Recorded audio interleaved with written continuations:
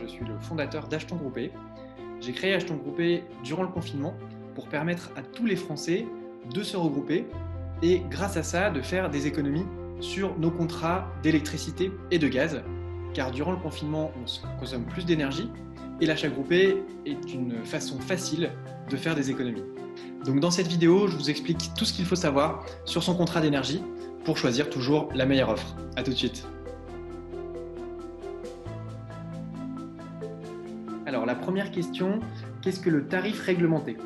Donc, le tarif réglementé, c'est un tarif qui est fixé par l'État pour l'électricité et pour le gaz.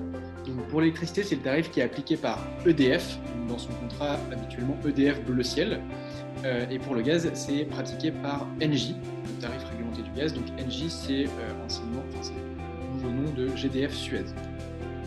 Le tarif réglementé, c'est ce qui permet d'avoir une référence sur le marché de l'énergie. Et la plupart des offres sont indexées au tarif réglementé, donc en proposant une remise qui est généralement comprise entre 5 et 10% par rapport au tarif réglementé en vigueur. Et en l'occurrence, là, elle est un petit peu plus élevée pour notre achat groupé. Comment ça fonctionne? Le tarif réglementé, l'État en fait le réévalue régulièrement, très souvent pour le gaz, en général 2 fois par an pour l'électricité. Et donc en cas de hausse du tarif réglementé ou de baisse du tarif réglementé, un tarif qui est indexé va augmenter ou diminuer de la même façon en gardant son pourcentage de remise. Donc, par exemple, avec 20% de remise sur le prix du kilowattheure d'électricité ou de gaz, si le tarif réglementé du gaz augmente demain de 2%, votre tarif augmentera de la même façon de 2%, tout en restant 20% moins cher. Donc dans tous les cas, vous avez la garantie de faire des économies. Alors, autre question, qu'est-ce qui change lorsque je change d'offre ou lorsque je change de fournisseur d'énergie? Eh bien, pas grand-chose, parce que en fait, vous gardez dans tous les cas le même compteur et les mêmes installations, et surtout, c'est le même gestionnaire de réseau. Donc, le gestionnaire de réseau, c'est lui qui achemine l'énergie chez vous, donc l'électricité ou le gaz, et c'est un organisme public. Donc, ça s'appelle Enedis pour l'électricité et GRDF pour le gaz. Donc, vous devez en entendre parler de temps en temps, notamment lorsque vous avez un passage d'un technicien pour vos relevés de compteur, généralement au moins une fois par an. Et donc ça, c'est un organisme d'État qui assure de façon neutre et indépendante la fourniture d'énergie. Donc vous risquez aucune coupure et aucune gêne en changement de fournisseur. La seule chose qui va changer, c'est du coup le fournisseur. Donc le fournisseur, c'est l'interface que vous avez avec le gestionnaire de réseau. Donc c'est lui qui vous facture, donc c'est principalement le prix. Et donc c'est pour ça que pour un service égal, équivalent, ça vaut le coup de payer moins cher son énergie. Et donc ce qui va se passer ensuite, c'est le nom du fournisseur qui va changer sur vos factures. Et ensuite, vous avez 2-3 petites choses qui peuvent changer.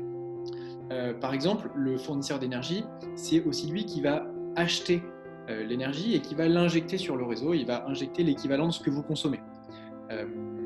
Il peut avoir un engagement sur l'énergie qu'il achète. Et en l'occurrence, notre offre lauréate, c'est une offre 100% verte, donc 100% d'origine renouvelable qui est injectée sur le réseau. Alors, qu'est-ce que c'est une énergie verte ou une électricité 100% verte? Donc, c'est une électricité d'origine renouvelable. Ça veut dire que ce n'est pas une électricité qui a été produite grâce au nucléaire. C'est donc principalement l'hydraulique, donc avec les barrages sur nos rivières. Et on a aussi le solaire avec le photovoltaïque ou l'éolien. Et donc, choisir une électricité 100% verte, c'est faire un geste pour la planète. Alors, comment ça fonctionne si je souhaite changer d'offre et si je souhaite changer de fournisseur d'électricité ou de gaz? Alors, c'est super facile. Donc, d'abord, c'est totalement gratuit. Il suffit d'effectuer la souscription du contrat auprès du fournisseur choisi. Donc, par exemple, de Méga Énergie via le lien qui vous a été envoyé par mail. Et vous avez uniquement à souscrire à cette offre-là. C'est le nouveau fournisseur qui va s'occuper de la résiliation avec l'ancien fournisseur. C'est gratuit et ça se fait sous un délai d'environ 2 semaines. Donc c'est très très simple. Alors pour terminer, je sais que c'est pas toujours évident. On va essayer de décrypter un petit peu ce qu'il y a dans une facture d'électricité ou de gaz, ça fonctionne de la même façon. Donc il y a deux parties distinctes. On a d'abord l'abonnement. Donc l'abonnement, c'est une partie fixe du contrat qu'il faut payer tous les mois, tant que le contrat est en cours, même si on ne consomme pas d'énergie. Si on est parti en vacances pendant un mois, on a de toute façon cet abonnement à payer. Il est variable en fait pour l'électricité selon la puissance du compteur et pour le gaz selon la consommation que vous avez. Donc cette partie est fixe. Ensuite, vous avez le prix du kilowattheure, et donc ça c'est la partie consommation. Donc le prix du kilowattheure, c'est quelques centimes, donc c'est le prix qui est indiqué sur la grille tarifaire, et ça va être multiplié tout simplement par la consommation que vous allez avoir chaque mois ou chaque année pour faire la facturation. Donc ce qui se passe, c'est que vous avez juste à additionner le prix de l'abonnement avec le coût de vos consommations pour obtenir votre facture globale. Comme il y a des plus grosses consommations en hiver qu'en été, puisqu'il y a le chauffage qui est plus utilisé en hiver, ce qui se passe, c'est qu'en général, on vous fait une estimation de votre consommation sur l'année, ou bien on se base sur votre consommation de l'année précédente, et on va lisser votre budget annuel par mensualité. Donc si par exemple vous avez consommé 1 200 € d'électricité à l'année, le fournisseur va proposer de vous prélever 100 € tous les mois. Et puis à la fin de l'année, une fois par an en tout cas, il y a un relevé de compteur qui permet de vérifier que ce que vous consommez correspond bien à ce qui a été estimé. Si jamais vous avez consommé plus, vous avez une facture à payer en plus. Si vous consommez moins, on vous rembourse de la différence. Alors, on va rentrer un petit peu en détail parce que sur les factures d'énergie, déjà elles ne sont pas toujours faites de la même façon. Et ce qui est très important, c'est de savoir qu'il y a des taxes. Et alors, on va rentrer en détail pour comprendre comment sont exprimées les taxes sur une facture d'énergie. Ce qu'il faut savoir aussi, donc les taxes, c'est comme l'abonnement. Les taxes, en tout cas, il y en a dans l'abonnement et il y en a dans la partie consommation. C'est les mêmes pour tous les fournisseurs où vous habitiez. Alors, comme vous pouvez le voir, on a ici une facture d'avril 2020, qui est une facture EDF Bleu Ciel. Donc, on voit ici, on a un tarif bleu avec 6 kVA en option base. Donc, ce que je voudrais vous montrer, c'est plusieurs choses. Donc ici, on a la partie abonnement, dont je vous parlais tout à l'heure, avec le prix de l'abonnement hors taxe et le montant de la TVA.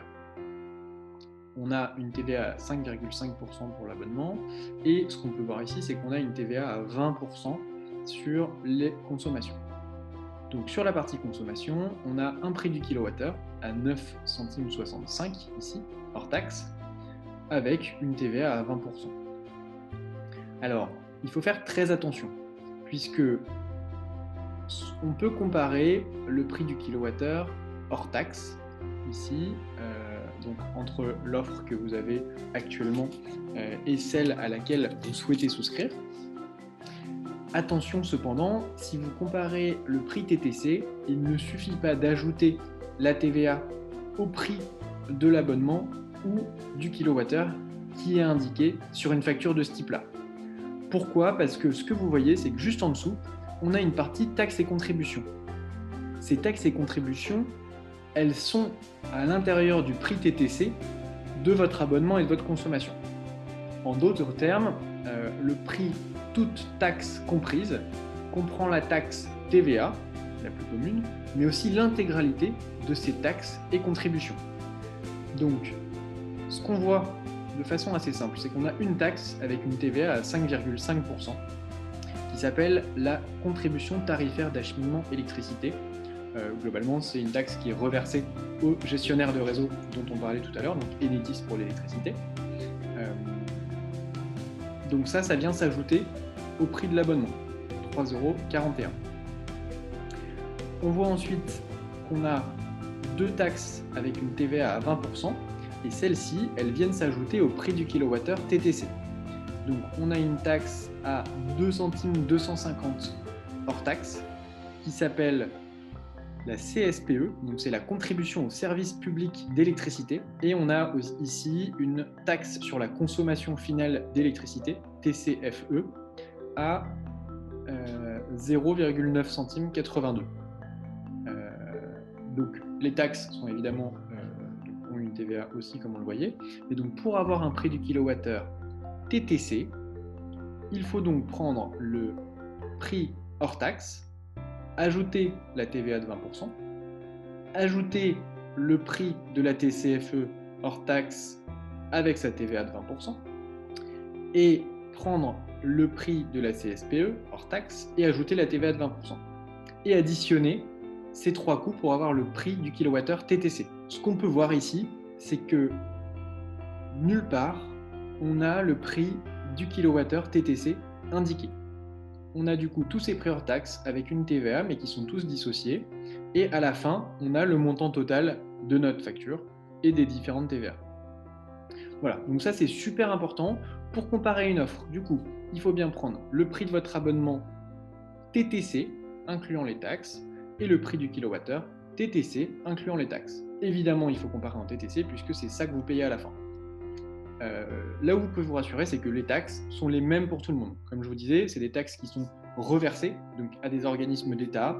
On a aussi du coup des contributions au développement des énergies renouvelables. Mais voilà, en tout cas, c'est super important de comprendre tout ça pour vous assurer que vous avez bien une offre qui est attractive, avantageuse. Alors, bon, ça c'est assez spécial hein, sur la facture EDF. La plupart des autres factures sont plus claires, avec un prix hors taxe et un prix TTC incluant les différentes taxes et contributions de la facture. Mais voilà, très important.